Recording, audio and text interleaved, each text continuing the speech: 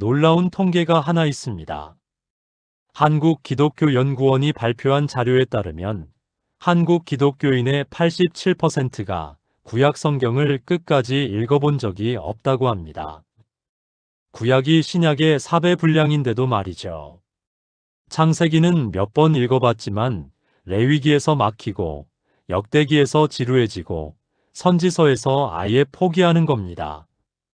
그런데 상상해 보세요. 만약 여러분이 오늘 밤 30분만 투자해서 구약 39권의 전체 흐름을 완벽하게 꿰뚫게 된다면 어떨까요? 내일 아침부터 성경 읽기가 완전히 달라질 겁니다. 레위기를 읽을 때도 이게 바로 하나님의 거룩하심을 보여주는 부분이구나라고 이해하게 될 거예요. 역대기를 읽을 때도 이 부분이 바빌론 포로 이후 하나님 백성의 정체성 회복 이야기구나라고 큰 그림이 보일 겁니다. 더 놀라운 건 이겁니다. 구약 39권이 단순히 39개의 독립된 책이 아니라는 것입니다. 하나의 거대한 드라마입니다. 창조부터 메시아 대망까지 하나님의 구원 계획이 완벽하게 짜여진 한편의 웅장한 서사시입니다. 오늘 이 시간이 끝나고 나면 여러분은 이런 경험을 하게 될 겁니다. 구약 성경을 펼칠 때마다 이 부분이 전체에서 어떤 위치에 있는지 알겠네라고 말하게 될 거예요. 예수님이 모세의 율법과 선지자의 글과 시편에 나를 가리켜 기록한 모든 것이 이루어져야 하리라고 말씀하신 그 말씀의 깊이를 이해하게 될 겁니다. 그렇다면 구약 39권을 어떻게 정리해야 할까요? 시대순으로 나열하는 게 아닙니다. 하나님의 구원 계획이라는 거대한 흐름 속에서 각 책의 역할과 의미를 파악하는 겁니다. 첫 번째, 태초의 약속과 족장들의 믿음입니다. 창세기는 단순히 천지창조 이야기가 아닙니다. 하나님이 인간과 맺으신 최초의 언약, 그 언약이 어떻게 아브라함을 통해 구체화되는지를 보여주는 책입니다. 내가 너로 큰 민족을 이루고 내게 복을 주어 내 이름을 창대하게 하리니 너는 복의 근원이 될지라는 창세기 12장 2절의 말씀이 구약 전체를 관통하는 핵심 주제입니다. 아브라함이 갈 바를 알지 못하고 나아갔을 때 그것은 단순한 이주가 아니었습니다. 하나님의 구원 계획의 시작이었습니다. 이삭을 제물로 바치라는 명령을 받았을 때도 그것은 잔인한 시험이 아니라 하나님이 친히 제물을 준비하실 것에 대한 예언이었습니다. 야곱이 형 에서와 화해하는 장면에서 우리는 하나님의 용서와 회복의 원리를 봅니다. 요셉이 형들을 용서하며 당신들은 나를 해하려 하였으나 하나님은 그것을 선으로 바꾸사라고 고백할 때 이것이 바로 하나님의 섭리의 신비입니다. 출애굽기는 구원의 원형을 보여줍니다. 이집트의 종살이는 단순히 옛날 이야기가 아닙니다. 죄의 종살이에서 벗어나지 못하는 모든 인간의 실존적 상황을 보여주는 상징입니다. 10가지 재앙은 하나님의 전능하심을 드러내는 동시에 인간이 만든 우상들의 무력함을 폭로합니다. 6월절 어린 양의 피는 장차 오실 하나님의 어린 양 예수 그리스도를 예표합니다. 레위기가 어려운 이유는 현대인들이 제사 제도를 이해하지 못하기 때문입니다. 하지만 레위기의 핵심은 간단합니다. 거룩하신 하나님과 죄인인 인간이 어떻게 만날 수 있는가의 문제입니다. 속죄제, 번제, 화목제의 모든 제사가 결국 예수 그리스도의 십자가를 가리킵니다. 피 흘림이 없은즉 사함이 없느니라는 히브리서 9장 22절의 원리가 레위기 전체를 관통합니다. 민수기는 광야 40년의 기록입니다. 하지만 이것도 단순한 역사서가 아닙니다. 약속의 땅을 향해 나아가는 하나님, 백성의 신앙 여정을 보여주는 영적 지도입니다. 불뱀 사건에서 노뱀을 쳐다보면 살았던 것처럼 십자가에 달리신 예수님을 바라보는 자는 영생을 얻습니다. 신명기는 모세의 고별 설교입니다. 가나안 땅에 들어가기 직전 모세가 새로운 세대에게 하나님의 율법을 다시 선포합니다. 이스라엘아 들으라. 우리 하나님 여호와는 오직 유일한 여호와이시니 너는 마음을 다하고 뜻을 다하고 힘을 다하여 내 하나님 여호와를 사랑하라는 신명기 6장 4-5절은 예수님도 가장 큰 계명이라고 인정하신 말씀입니다. 하나님 아버지, 태초부터 인간을 향한 하나님의 사랑을 깨닫게 하시니 감사합니다. 족장들의 믿음을 통해 보여주신 하나님의 신실하심을 우리도 경험하게 하소서. 출애굽의 구원이 단순한 역사가 아니라 우리에게 일어난 영적 구원임을 깨닫게 하시고 레위기의 거룩함 추구가 우리 삶의 목표가 되게 하소서. 예수님의 이름으로 기도드립니다. 아멘. 두 번째, 약속의 땅 정착과 왕정시대의 흥망성쇠입니다. 여호수아서는 약속 성취의 기록입니다. 400년 전 아브라함에게 약속하셨던 땅을 드디어 차지하는 순간입니다. 강하고 담대하라, 두려워하지 말며 놀라지 말라. 네가 어디로 가든지 내 하나님 여호와가 너와 함께 하느니라는 여호수아 1장 9절은 약속의 땅을 정복하는 모든 성도에게 주신 격려의 말씀입니다. 여리고 성이 무너진 것은 군사적 전략의 승리가 아닙니다. 하나님의 명령에 순종하는 믿음의 역사입니다. 가나안 7족속을 멸하라는 명령이 잔인해 보일 수 있지만 이것은 죄악에 대한 하나님의 공의로운 심판이며 동시에 하나님 백성을 보호하시는 거룩한 사랑입니다. 사사기는 영적 혼돈의 시대를 보여줍니다. 그때에 이스라엘에 왕이 없으므로 사람이 각기 자기의 소견에 옳은 대로 행하였더라는 사사기 21장 25절이 이 시대의 특징을 잘 보여줍니다. 드보라, 기드온, 삼손 같은 사사들이 일으킨 구원 역사는 임시적이었습니다. 근본적인 해결책은 참된 왕이 필요하다는 것을 깨우쳐줍니다. 룻기는 사사시대의 어두운 현실 속에서도 하나님의 사랑이 어떻게 역사하는지를 보여주는 아름다운 이야기입니다. 이방 여인 룻이 시어머니 나오미를 섬기며 나오미의 하나님이 나의 하나님이라고 고백하는 장면에서 우리는 진정한 신앙의 모습을 봅니다. 룻이 다윗의 증조모가 되어 메시아 족보에 포함되는 것은 하나님의 은혜가 이방인에게도 열려있음을 보여줍니다. 사무엘상하는 이스라엘 왕정의 시작과 확립을 다룹니다. 사울 왕의 실패는 인간의 왕이 가진 한계를 보여주고 다윗의 등장은 하나님의 마음에 합한 왕의 모델을 제시합니다. 다윗이 골리앗을 이긴 것은 단순한 용기의 승리가 아닙니다. 너는 칼과 창과 단창으로 내게 오거니와 나는 만군의 여호와의 이름으로 내게 가노라는 사무엘상 17장 45절의 고백처럼 하나님에 대한 절대적 신뢰의 승리입니다. 다윗이 밧세바와 범죄했을 때도 하나님은 버리지 않으셨습니다. 나단 선지자의 책망을 듣고 내가 여호와께 죄를 범하였노라고 회개하는 다윗의 모습에서 우리는 진정한 회개가 무엇인지 배웁니다. 시편 51편 하나님이여 주의 인자를 따라 내게 긍휼을 베푸시며라는 회개의 기도는 모든 죄인들의 절규가 되었습니다. 열왕기상하는 통일 왕국의 분열과 멸망의 역사를 기록합니다. 솔로몬의 지혜와 영광도 결국 우상 숭배로 인해 무너집니다. 북이스라엘과 남유다로 분열된 후 북이스라엘은 아수르에, 남유다는 바빌론에 멸망당합니다. 하지만 이 절망적인 역사 속에서도 하나님은 엘리야, 엘리사 같은 선지자들을 통해 당신의 뜻을 포기하지 않으셨습니다. 역대 기상하는 같은 역사를 다른 관점에서 기록합니다. 바빌론 포로에서 돌아온 백성들에게 하나님의 신실하심과 다윗 왕조에 대한 약속이 여전히 유효함을 보여줍니다. 성전 중심의 신앙 레위 제사장들의 역할, 찬양과 경배의 중요성을 강조합니다.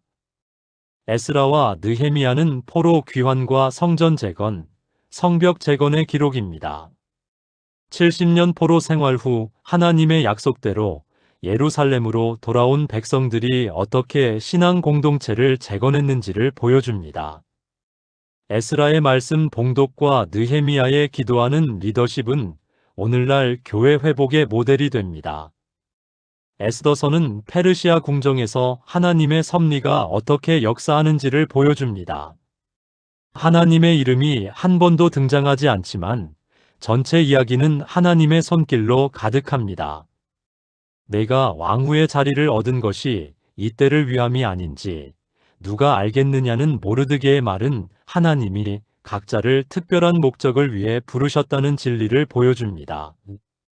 하나님 아버지, 역사를 주관하시는 하나님의 섭리를 깨닫게 하시니 감사합니다. 사사시대의 혼란 속에서도 룻 같은 신실한 믿음을 우리도 갖게 하시고 다윗의 회개하는 마음을 우리에게도 주소서. 솔로몬의 실패를 통해 교만의 위험을 깨닫게 하시고 에스라와 느헤미야의 말씀 중심 신앙을 본받게 하소서. 에스더처럼 이때를 위하여 부르심 받았다는 사명감을 갖게 하소서. 예수님의 이름으로 기도드립니다. 아멘. 세 번째, 욥과 지혜서들이 던지는 인생의 근본 질문들입니다. 욥기는 구약 성경의 보석입니다. 왜 의로운 사람에게 고난이 오는가? 라는 인류 최고의 질문을 다룹니다. 욥의 친구들은 인과응보의 논리로 욥을 정죄하지만 하나님은 친히 나타나셔서 전혀 다른 차원의 답변을 주십니다. 내가 땅의 기초를 놓을 때에 네가 어디 있었느냐는 욥기 38장 4절의 질문 앞에서 욥은 하나님의 주권을 인정합니다. 고난의 의미를 찾으려 애쓰는 것보다 고난 중에도 하나님을 신뢰하는 것이 더 중요하다는 진리를 욥기는 보여줍니다. 내가 알기에는 나의 대속자가 살아계시니라는 욥기 19장 25절의 고백은 구약시대에도 메시아에 대한 소망이 있었음을 증명합니다. 시편은 인간의 모든 감정이 하나님 앞에 쏟아진 기도집입니다. 찬양과 감사, 탄식과 절규, 회개와 간구가 모두 담겨 있습니다. 150편의 시편 중에서 다윗이 73편을 기록했는데 그의 파란만장한 인생 여정이 시편 전체에 스며 있습니다. 여호와는 나의 목자시니 내게 부족함이 없으리로다는 시편 23편은 전 세계 모든 기독교인이 암송하는 위로의 시입니다. 깊은 데서 주께 부르짖었나이다라는 시편 130편은 절망의 깊이에서도 하나님을 부르는 신앙의 모습을 보여줍니다. 하늘이 하나님의 영광을 선포하고라는 시편 19편은 자연 계시와 특별 계시를 통해 드러나는 하나님의 존재를 노래합니다. 잠언은 실용적 지혜의 보고입니다. 일상생활에서 하나님의 뜻을 따라 살아가는 구체적인 방법들을 제시합니다. 여호와를 경외하는 것이 지혜의 근본이요라는 잠언 9장 10절이 전체 잠언의 기초입니다. 인간관계, 재정관리, 언어 사용, 성실성, 근면성 등 삶의 모든 영역에서 하나님을 인정하고 그분의 뜻을 구하는 것이 참된 지혜입니다. 솔로몬이 기록한 많은 잠언들은 그의 풍부한 경험과 하나님이 주신 특별한 지혜가 결합된 결과입니다. 내 행사를 여호와께 맡기라 그리하면 내 경영이 이루어지리라는 잠언 16장 3절 같은 말씀은 오늘날에도 여전히 유효한 인생 지침입니다. 전도서는 인간 실존의 허무함을 다룹니다. 헛되고 헛되며 헛되고 헛되니 모든 것이 헛되도다라는 전도서 1장 2절의 선언이 책 전체를 관통합니다. 하지만 이것은 절망적 허무주의가 아닙니다. 하나님 없는 인생의 공허함을 깨우쳐서 진정한 만족은 오직 하나님께만 있다는 진리로 인도하는 지혜입니다. 너는 청년의 때에 너의 창조주를 기억하라는 전도서 12장 1절과 1의 결국을 다 들었으니 하나님을 경외하고 그 명령을 지킬지어다라는 전도서 12장 13절이 전도서의 결론입니다. 인생의 모든 허무함 속에서도 하나님과의 관계가 유일한 의미라는 것입니다. 아가서는 사랑의 노래입니다. 표면적으로는 남녀 간의 순수한 사랑을 노래하지만 전통적으로 하나님과 이스라엘, 그리스도와 교회의 사랑을 상징하는 것으로 해석되어 왔습니다. 내가 내 사랑하는 자에게 속하였고 내 사랑하는 자는 내게 속하였구나는 아가서 6장 3절의 고백은 하나님과 우리 사이의 사랑의 관계를 아름답게 표현합니다.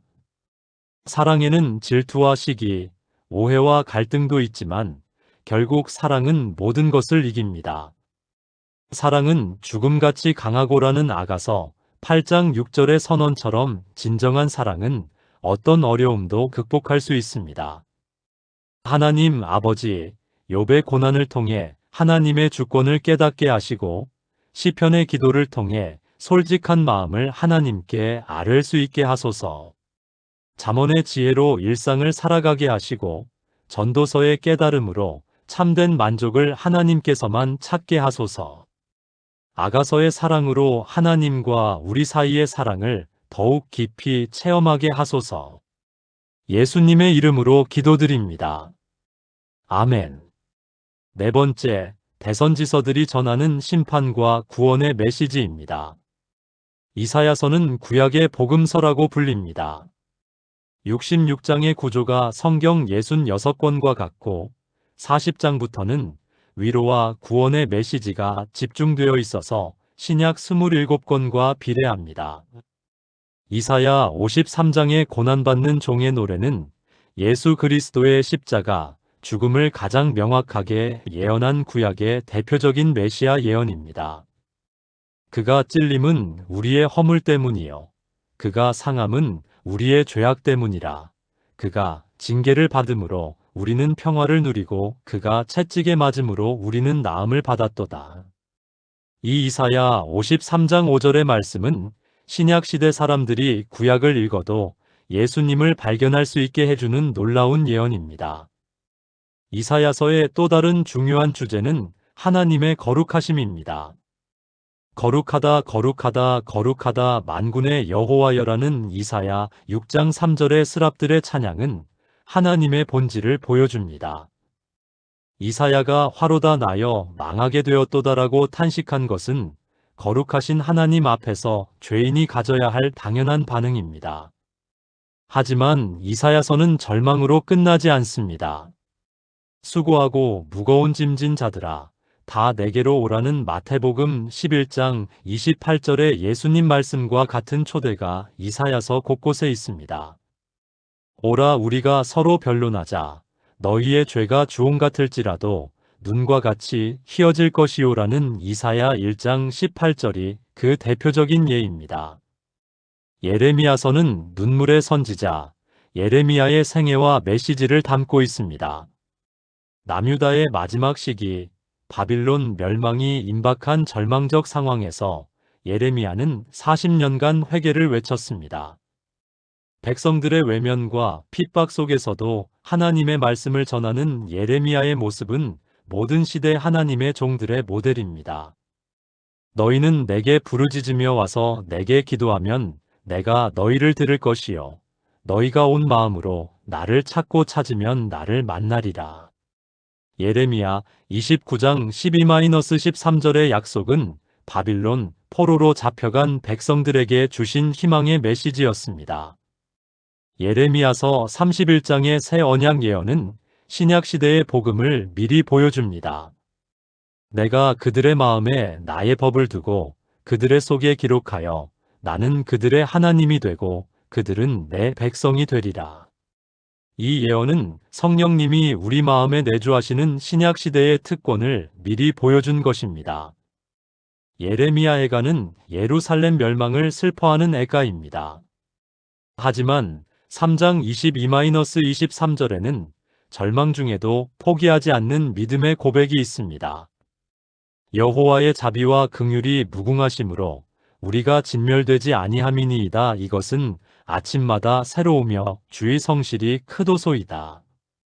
에스겔서는 바빌론 포로지에서 사역한 에스겔 선지자의 환상과 예언을 기록합니다. 성전에서 떠나는 하나님의 영광 10장, 마른 뼈들이 살아나는 환상 37장, 새 성전 환상 40-48장 등 극적인 장면들로 가득합니다. 에스겔 36장 26절의 새 마음을 너희에게 주되 너희 속에서 굳은 마음을 제거하고 부드러운 마음을 줄 것이며라는 약속은 중생의 교리를 미리 보여줍니다. 하나님이 친히 우리의 마음을 바꿔주신다는 은혜의 복음입니다. 다니엘서는 바빌론 포로 시대 다니엘과 새 친구의 신앙 이야기와 종말에 관한 환상을 담고 있습니다.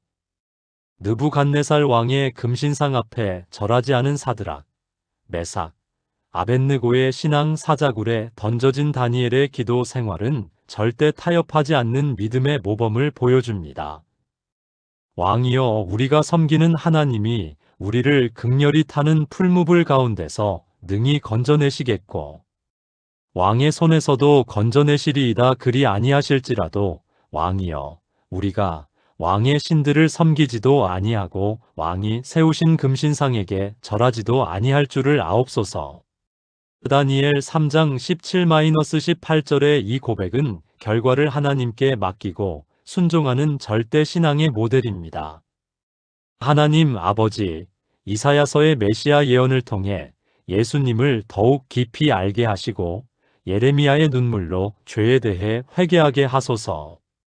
에스겔서의 새 마음 약속을 우리에게 이루어 주시고 다니엘과 새 친구처럼 어떤 상황에서도 타협하지 않는 믿음을 주소서. 대선지서의 심판 메시지를 통해 하나님을 경외하게 하시고 구원의 약속을 통해 소망을 갖게 하소서. 예수님의 이름으로 기도드립니다. 아멘. 5번째, 소선지서들이 외치는 회개와 회복의 소망입니다. 12소선지서는 분량은 적지만 각각 독특한 메시지를 담고 있습니다. 호세아서부터 말라기서까지 각 선지자들이 서로 다른 시대적 배경에서 하나님의 말씀을 전했지만 공통된 주제는 회개와 구원입니다. 호세아서는 선지자 호세아의 가정사를 통해 하나님과 이스라엘의 관계를 보여줍니다. 음란한 아내 고멜을 끝까지 사랑하는 호세아의 모습은 우상을 섬기는 백성을 포기하지 않으시는 하나님의 사랑을 상징합니다.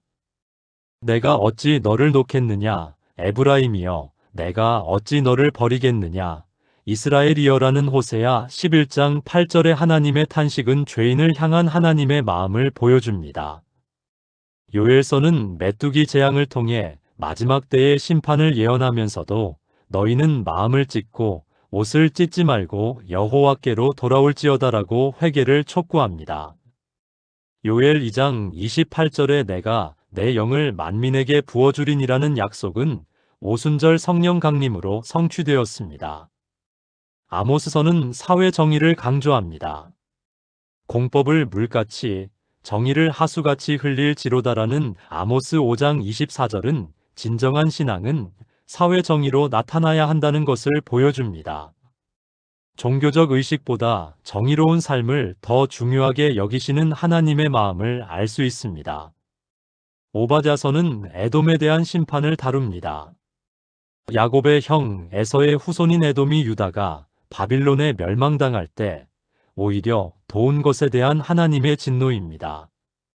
내가 내 형제 야곱에게 행한 포악을 인하여 수치를 당하고 영원히 멸절되리라는 경고는 형제를 사랑해야 한다는 교훈을 줍니다. 요나서는 가장 드라마틱한 소선지서입니다. 니느웨로 가라는 하나님의 명령을 거역하고 다시스로 도망간 요나, 큰 물고기 뱃속에서의 3일간, 니느웨 성의 회개, 요나의 분노까지 극적인 스토리가 펼쳐집니다. 하나님이 그들의 행한 것 곧 그 악한 길에서 돌이켜 떠난 것을 감찰하시고 뜻을 돌이키사 그들에게 내리리라 말씀하신 재앙을 내리지 아니하시니라. 요나 3장 10절에서 우리는 회개하는 자를 용서하시는 하나님의 긍휼을 봅니다. 요나가 화를 낸 이유는 이방인들도 구원하시는 하나님의 은혜가 못마땅해서였습니다. 하지만 하나님은 하물며 이 큰 성읍 니느웨에는 좌우를 분별하지 못하는 자가 12만여 명이요라고 말씀하시며 모든 민족을 사랑하시는 마음을 보여주십니다. 미가서는 작지만 중요한 메시아 예언을 담고 있습니다. 베들레헴 에브라다야, 너는 유다 족속 중에 작을지라도 이스라엘을 다스릴 자가 내게서 내게로 나올 것이라. 미가 5장 2절의 이 예언은 예수님의 베들레헴 탄생을 700년 전에 미리 보여준 놀라운 예언입니다. 나훔서는 아수르의 수도 니느웨의 멸망을 예언합니다. 100년 전 요나의 전도로 회개했던 니느웨가 다시 죄악에 빠졌고 결국 하나님의 심판을 받게 됩니다. 회개의 지속성이 얼마나 중요한지를 보여주는 교훈입니다. 하박국서는 의로우신 하나님이 악한 바빌론을 사용해서 유다를 징계하시는 것에 대한 선지자의 질문으로 시작됩니다.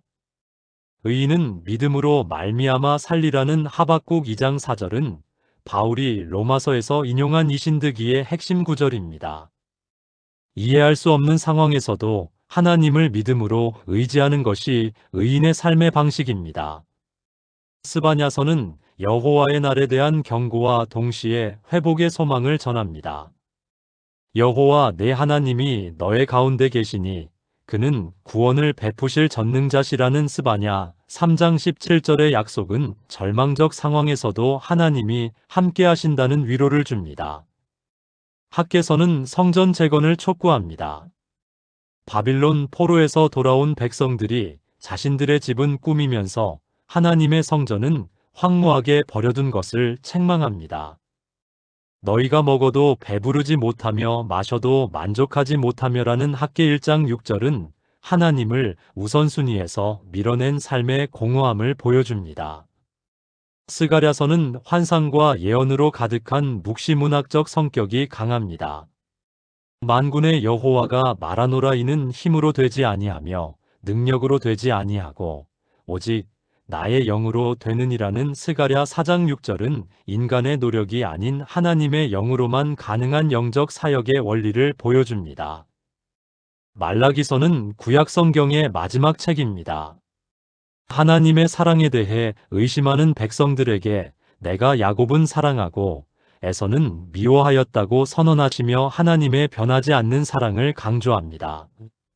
만군의 여호와가 이르노라, 나는 변하지 아니하나니라는 말라기 3장 6절은 변덕스러운 인간과 대조되는 하나님의 신실하심을 보여줍니다. 말라기서는 또한 11조를 통한 하나님의 축복을 약속합니다. 너희의 온전한 11조를 창고에 들여 나의 집에 양식이 있게 하고 그것으로 나를 시험하여 내가 하늘 문을 열고 너희에게 복을 쌓을 곳이 없도록 붙지 아니하나 보라. 마지막으로 말라기는 엘리야의 재림을 예언합니다. 보라, 여호와의 크고 두려운 날이 이르기 전에 내가 선지자 엘리야를 너희에게 보내리니. 이 예언은 세례 요한의 사역으로 성취되어 신약 시대의 서막을 열었습니다. 하나님 아버지, 호세아서의 변하지 않는 사랑을 깨닫게 하시고 요엘서의 성령 부으심의 약속을 날마다 체험하게 하소서. 아모스서의 사회 정의를 실천하게 하시고 요나서의 선교 정신을 품게 하소서. 미가서의 메시아 예언을 통해 예수님의 사랑을 더욱 깊이 알게 하시고 하박국서의 믿음으로 사는 삶을 살게 하소서. 말라기서의 신실하신 하나님을 의지하며 신약 시대를 향한 소망을 품게 하소서. 예수님의 이름으로 기도드립니다. 아멘. 6번째, 구약 성경을 관통하는 하나님의 구원 계획입니다. 이제 구약 39권을 한 번의 조감도로 바라보면 놀라운 그림이 보입니다. 창세기부터 말라기까지 약 1000년에 걸친 긴 역사 속에서 하나님이 어떻게 당신의 구원 계획을 점진적으로 계시하셨는지가 명확하게 드러납니다. 창세기의 원시복음부터 시작됩니다. 내가 너로 여자와 원수가 되게 하고 너의 후손도 여자의 후손과 원수가 되게 하리니 여자의 후손은 내 머리를 상하게 할 것이요. 창세기 3장 15절의 이 약속이 구약 전체를 관통하는 구원의 실마리입니다. 아브라함에게 주신 언약은 더욱 구체화됩니다. 땅의 모든 족속이 너를 인하여 복을 얻을 것이라는 창세기 12장 3절의 약속은 단순히 이스라엘 민족만을 위한 것이 아니었습니다. 전 세계 모든 민족을 구원하시려는 하나님의 원대한 계획의 시작이었습니다. 출애굽 사건은 구원의 원형을 제시합니다.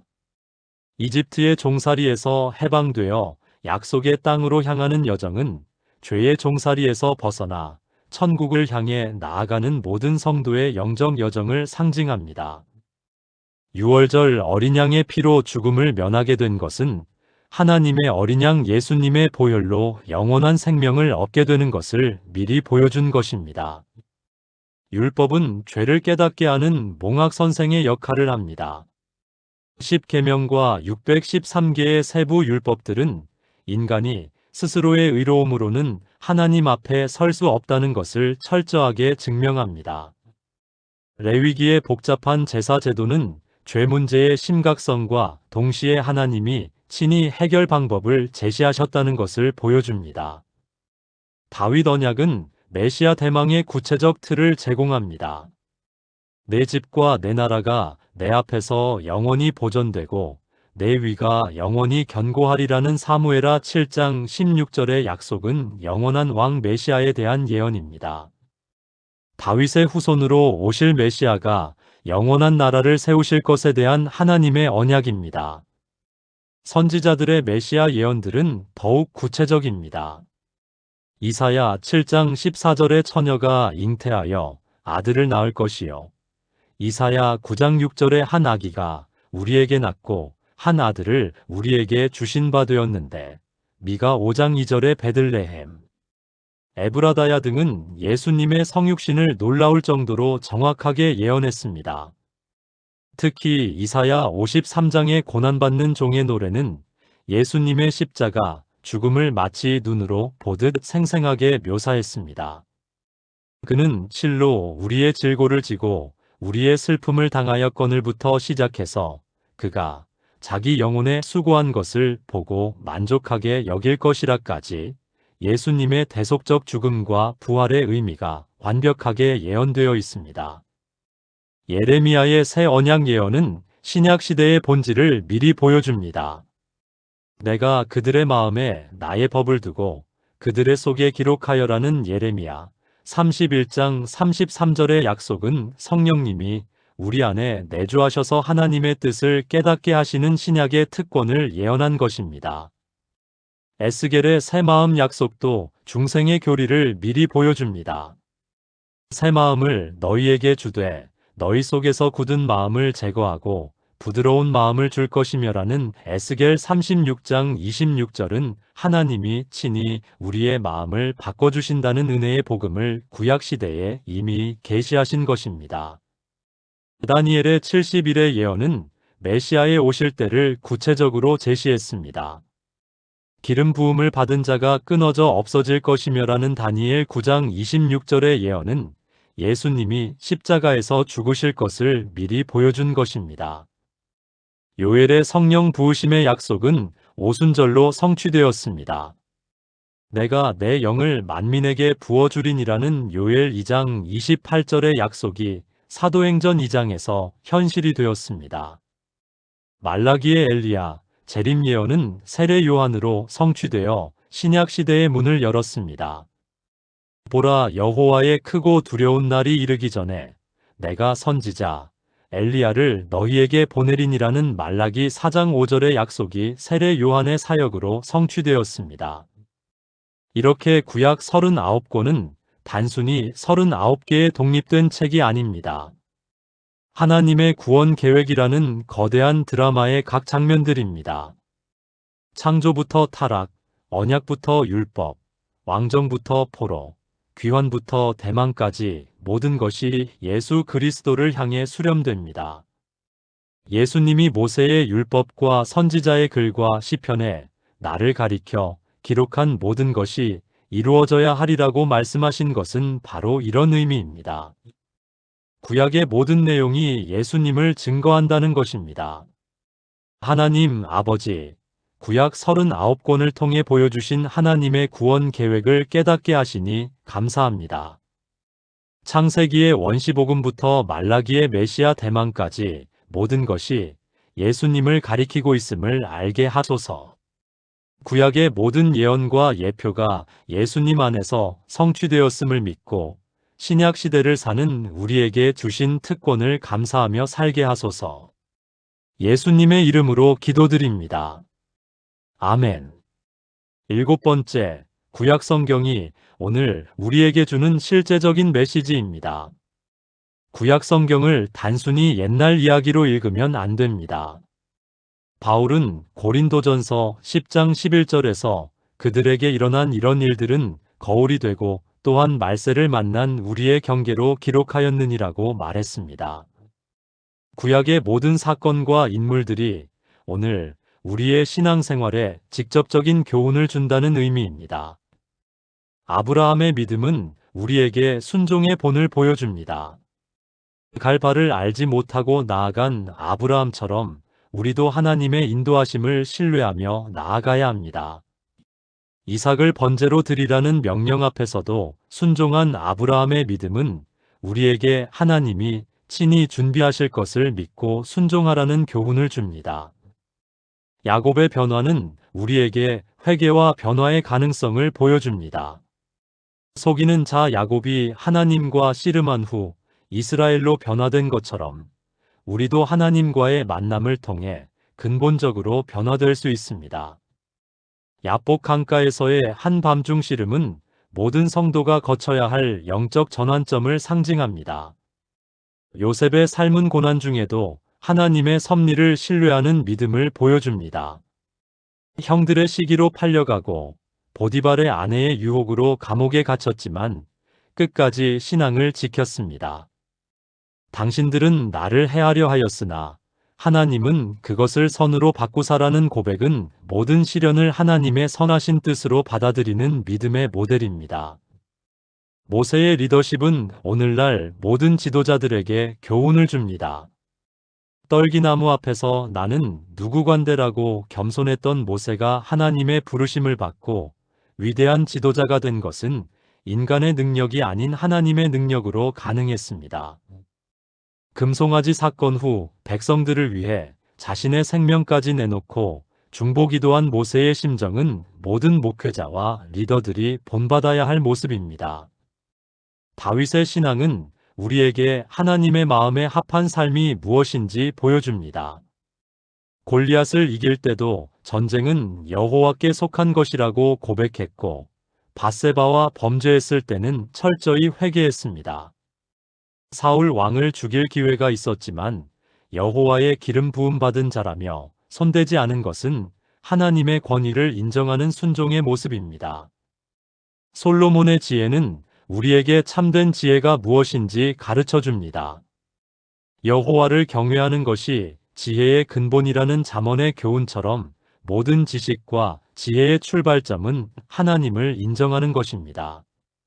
하지만 솔로몬의 말년의 타락은 지혜만으로는 부족하고 끝까지 겸손하게 하나님을 의지해야 한다는 교훈을 줍니다. 엘리야의 사역은 우리에게 하나님만 의지하는 믿음을 보여줍니다. 바알 선지자들과의 갈멜산 대결에서 보여준 담대함과 이세벨의 위협 앞에서 보인 연약함은 모든 인간이 가진 이중성을 보여줍니다. 하지만 하나님은 그런 엘리야를 버리지 않으시고 호렙산에서 세미한 음성으로 위로해 주셨습니다. 에스라와 느헤미야의 개혁 정신은 오늘날 교회 갱신에 필요한 원리를 보여줍니다. 말씀 중심의 신앙 회복, 기도하는 리더십, 성벽 재건과 같은 실제적인 회복 사역이 어떻게 조화를 이루어야 하는지를 가르쳐 줍니다.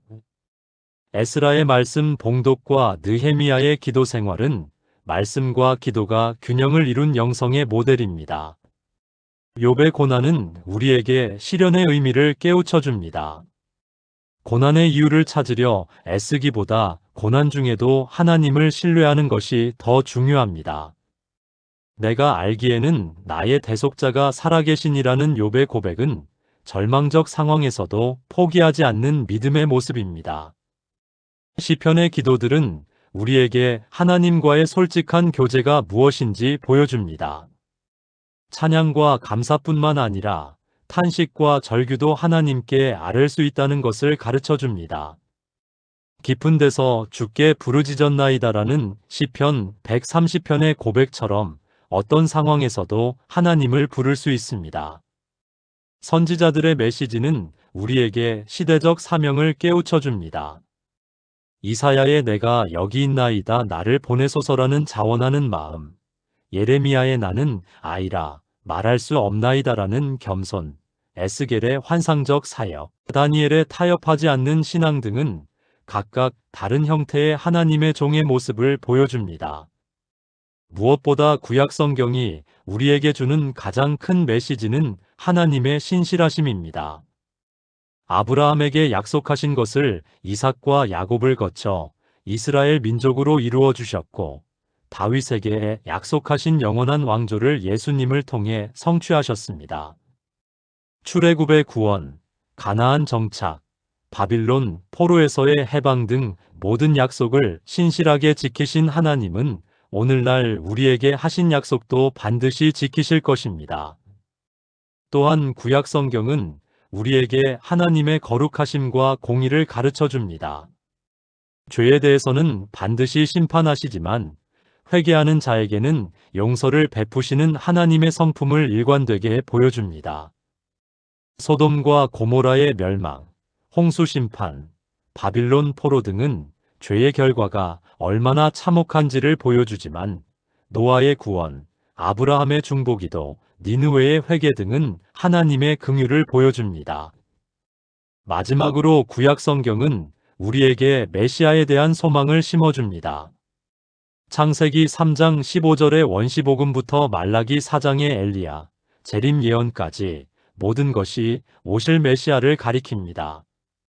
구약시대 사람들이 메시아를 기다리며 살았듯이 우리도 재림하실 예수님을 기다리며 살아야 합니다. 하나님 아버지, 구약 성경의 모든 인물들과 사건들을 통해 우리에게 주시는 교훈을 깨닫게 하소서. 아브라함의 믿음, 모세의 리더십, 다윗의 회개, 욥의 인내, 선지자들의 사명감을 우리도 본받게 하소서. 구약의 모든 약속이 예수님 안에서 성취되었음을 믿고 아직 성취되지 않은 재림의 약속을 소망하며 살게 하소서. 구약 성경을 읽을 때마다 예수님을 발견하게 하시고 오늘 우리의 삶에 적용할 수 있는 지혜를 얻게 하소서. 예수님의 이름으로 기도드립니다. 아멘. 사랑하는 성도 여러분, 이제 우리의 통합 기도 시간을 갖겠습니다. 전능하신 하나님 아버지, 오늘 이 시간 구약 39권의 전체적인 흐름을 보게 하셔서 감사합니다. 창세기부터 말라기까지 모든 말씀이 우리 주 예수 그리스도를 증거하고 있음을 깨닫게 하시니 감사합니다. 태초에 아담과 하와에게 주신 원시복음의 약속부터 시작해서 아브라함에게 주신 복의 근원 되겠다는 언약, 모세를 통해 주신 율법과 제사제도, 다윗에게 약속하신 영원한 왕조, 선지자들을 통해 계시하신 메시아 예언까지 모든 것이 하나의 완벽한 구원 드라마임을 알게 하소서. 이제 우리가 구약 성경을 읽을 때마다 단순한 옛날 이야기가 아닌 하나님의 살아계신 말씀으로 받아들이게 하소서.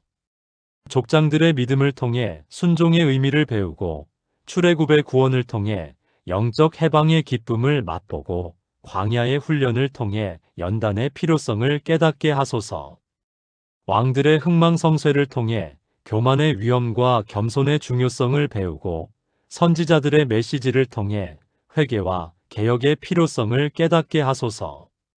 욥의 고난을 통해 시련 중에도 하나님을 신뢰하는 믿음을 배우게 하시고 시편의 기도를 통해 하나님과의 진솔한 교제가 무엇인지 알게 하소서. 잠언의 지혜로 일상의 모든 영역에서 하나님을 인정하며 살아가게 하시고 전도서의 깨달음으로 참된 만족은 오직 하나님께만 있음을 기억하게 하소서. 구약의 모든 예언과 예표가 예수님 안에서 완벽하게 성취되었음을 믿습니다. 이사야 53장에 고난받는 종이 우리 주 예수님이시며 유월절 어린 양의 피가 예수님의 보혈을 예표했음을 고백합니다. 성막과 성전의 모든 제사가 예수님의 완전한 제사를 가리켰고 다윗 왕조의 영원한 약속이 예수님의 영원한 나라로 성취되었음을 믿습니다. 이제 우리로 하여금 신약 시대를 사는 특권을 감사하며 살게 하소서. 성령님이 우리 마음에 내주하시어 하나님의 뜻을 깨닫게 하시고 예수님의 이름으로 하나님께 직접 나아갈 수 있는 은혜를 날마다 누리게 하소서. 예수님의 이름으로 간절히 기도드립니다. 아멘. 여러분, 오늘 30분 동안 구약 성경 39권의 전체 흐름을 함께 살펴보았습니다. 이제 여러분이 구약 성경을 펼칠 때마다 완전히 다른 경험을 하게 될 것입니다. 레위기의 복잡한 제사 규정들을 읽을 때도 이것이 바로 예수님의 십자가 제사를 가리키는 것이구나라고 이해하게 될 것입니다. 민수기의 광야 여행을 읽을 때도 이것이 바로 천국을 향한 우리의 신앙 여정이구나라고 깨닫게 될 것입니다. 역대기의 성전 중심 신앙을 읽을 때도 하나님이 우리와 함께 계시기를 얼마나 간절히 원하시는구나라고 감동하게 될 것입니다. 선지서의 심판 메시지를 읽을 때도 두려워하지 마십시오. 그 모든 심판 뒤에는 회복과 소망의 메시지가 있습니다. 내 백성아 위로하라 위로하라는 이사야 40장 1절의 말씀처럼 하나님의 심판은 결코 절망이 아니라 더 큰 은혜를 위한 과정입니다. 이제 여러분에게 실제적인 도전을 드립니다. 오늘부터 구약 성경 읽기에 새롭게 도전해 보시기 바랍니다. 하루에 2장씩만 읽어도 6개월이면 구약 성경을 완독할 수 있습니다. 창세기 1장부터 시작해서 이 부분이 오늘 들은 전체 흐름에서 어떤 위치구나라고 생각하며 읽어보세요. 특별히 메시아 예언이 나오는 부분들을 주의 깊게 읽어보시기 바랍니다. 창세기 3장 15절, 22장 18절, 49장 10절, 민수기 24장 17절, 신명기 18장 15절, 사무엘하 7장, 12-16절, 시편 2편, 22편, 110편, 이사야 7장 14절, 9장 6절, 11장 1절, 53장, 예레미야 23장 5절, 미가 5장 2절, 스가랴 9장 9절 등등. 이런 구절들을 읽을 때마다 이렇게 구체적으로 예수님을 예언했구나라고 감탄하게 될 것입니다. 또한 구약의 인물들을 통해 우리 자신을 돌아보시기 바랍니다. 아브라함의 믿음은 있는가? 야곱의 변화는 경험했는가? 요셉의 용서는 실천하고 있는가? 모세의 겸손은 배웠는가? 다윗의 회개는 했는가? 솔로몬의 지혜는 구하고 있는가? 선지자들의 사명감은 어떤가요? 이사야처럼 내가 여기 있나이다 나를 보내소서라고 자원하는 마음이 있나요? 예레미야처럼 때로는 눈물로 하나님의 마음을 품고 있나요? 에스겔처럼 하나님의 환상을 보며 사역하고 있나요? 다니엘처럼 어떤 상황에서도 타협하지 않는 믿음이 있나요? 마지막으로 이것만은 꼭 기억하시기 바랍니다. 구약 성경의 모든 약속이 예수님 안에서 성취되었다는 것입니다. 우리는 더 이상 메시아를 기다리는 사람들이 아닙니다. 이미 오신 메시아 예수님을 믿고 따르는 사람들입니다. 그리고 다시 오실 예수님을 기다리는 사람들입니다. 구약 성경을 읽으면서 하나님이 이렇게 오랫동안 구원을 계획하시고 준비하셨구나라고 감격하시기 바랍니다. 그리고 그 모든 계획의 중심에 예수님이 계신다는 것을 발견하시기 바랍니다. 여러분의 성경 읽기가 이제 완전히 달라질 것입니다. 구약 39권이 더 이상 어렵고 복잡한 책이 아니라 예수님을 증거하는 아름다운 드라마로 보일 것입니다. 하나님의 신실하신 사랑과 변함없는 구원 의지를 날마다 확인하게 될 것입니다. 오늘 이 말씀을 듣는 모든 분들 위해 하나님의 풍성한 은혜와 평강이 함께하시기를 축복합니다. 구약 성경을 통해 예수님을 더욱 깊이 알아가는 복된 여정이 되시기를 예수님의 이름으로 축복합니다.